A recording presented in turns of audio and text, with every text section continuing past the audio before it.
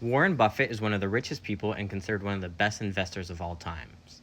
And he said critics of share buybacks are economic illiterates. And he's not the only one. One of the best investment researchers of all time said share buybacks are divisive. It divides people who understand finance with people who don't understand finance. Now, why did they say that? And what is a share buyback? A share buyback is literally what it sounds like. It's when a company buys back its shares. Instead of myself or you buying Apple stock, Apple themselves can buy their own stock. Now, it might sound silly at first, but there's a really good reason why this happens. See, if I told you, would you want your company to pay you a dividend or would you want them to do a share buyback of someone else's shares? You would say, pay me that dividend, most likely. But let's run through a scenario here, right? We have a company, it's worth $90 and they have $10 of cash. So the total value is $100. It's traded on the stock market. There's 100 shares and each shareholder owns one share. So the value of one share is $1.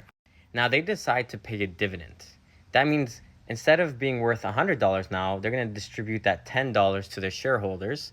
They're going to be worth $90 now. Their shareholders are going to get $10.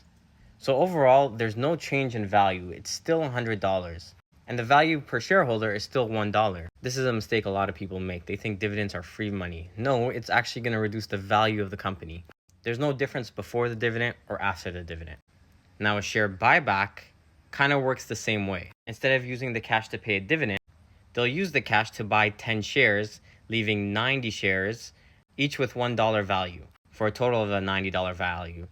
In both situations, each shareholder is left with $1, which is the same before the dividend or the share buyback versus after. But with a dividend, you're actually forced to kind of pay tax. Unless it's held in a TFSA or RSP, you're forced to pay tax.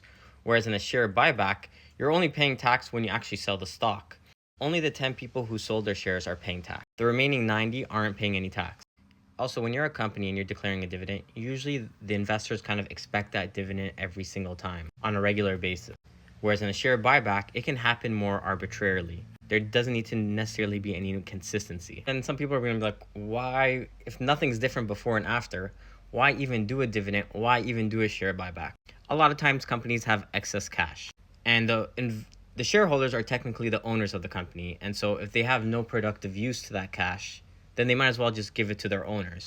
And this is why a lot of the best investors don't think share buybacks are that controversial.